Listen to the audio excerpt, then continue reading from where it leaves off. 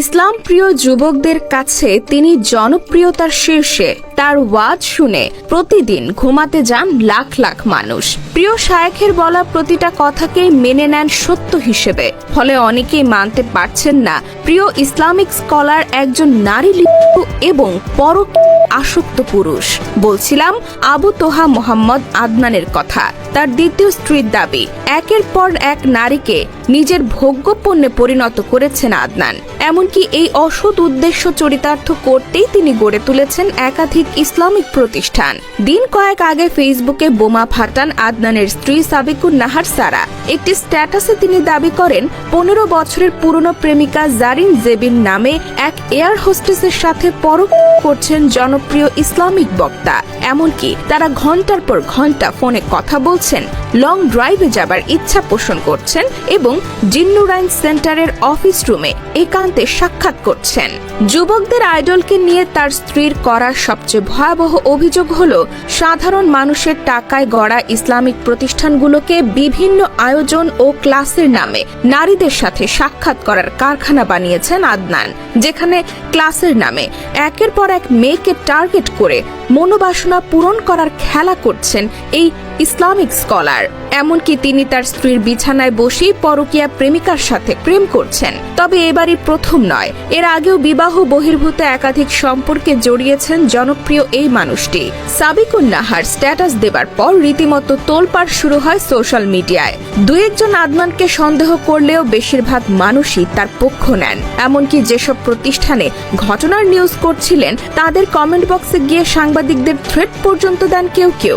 সেই সাথে আদনানের পেজ থেকে বলা হয় তার মোবাইল চুরি হয়ে গিয়েছে। আর এর কিছুক্ষণ পরে এক অজানা কারণে ডিলিট হয়ে যায় সাবিকুন নাহারের স্ট্যাটাস। পরে আরেকটি স্ট্যাটাসে তিনি দাবি করেন হিংসুক ও বিরোধীদের দেওয়া ভুল তথ্য নিয়ে কথা বলা একদমই ঠিক হয়নি, তাই তিনি আদনানের কাছে বিশেষভাবে লজ্জিত ও ক্ষমা প্রার্থী। স্ত্রী নিজের ভুল স্বীকার করে ক্ষমা চাওয়ার পর আরেকটি দীর্ঘ স্ট্যাটাসে নিজের প্রতিক্রিয়া জানান আদনান। দাবি করেন তার স্ত্রীর পোস্টগুলো ভালোবাসা ও আবেগের বহিঃপ্রকাশ। ভুল বোঝাবুঝির কারণেই এমনটা ঘটেছে। এ সময় তিনি নিজের বিরুদ্ধে আনা সব অভিযোগ অস্বীকার করে বলেন তার প্রতিষ্ঠান সম্পূর্ণ স্বচ্ছ এবং আল্লাহ প্রদত্ত রিজিকের ওপরেই তা পরিচালিত হয়। মানুষের অনুদান ব্যয় করা হয় গাজায় ত্রাণ সহায়তা ও দাওয়াতি কার্যক্রমে। পাশাপাশি নারী পুরুষের অবাধ মেলামেশার অভিযোগ প্রসঙ্গে তিনি বলেন তার প্রতিষ্ঠানে মিক্সিং এর কোনো সুযোগ নেই। মাহরাম স্থানে পুরুষ ও নারী একসঙ্গে অবস্থান করেন না। কিন্তু এ ঘটনার এক সপ্তাহ পেরোতে না পেরোতেই আবারও একই অভিযোগ আনলেন আদনানের স্ত্রী। রবিবার সকালে পুরনো স্ট্যাটাসটিকেই নতুন করে দিয়েছেন সাবিকুন নাহার।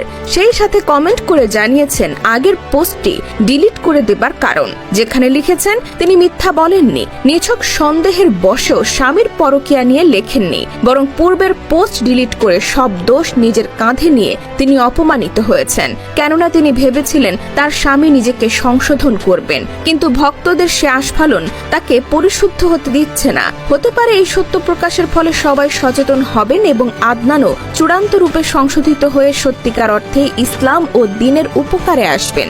এখানেই শেষ নয়, সাবিকুন নাহার আরও লিখেছেন আদনানের বিরুদ্ধে সত্য প্রকাশের কারণে তিনি নানাভাবে আক্রমণের শিকার হয়েছেন। এমনকি এটাও জানেন যে সামনে আরও আক্রমণ আসবে, তবে তিনি নিজের পরোয়া করেন না, কেননা তিনি স্বার্থান্বেষী কিংবা নেম ফেম বিলাসী নন।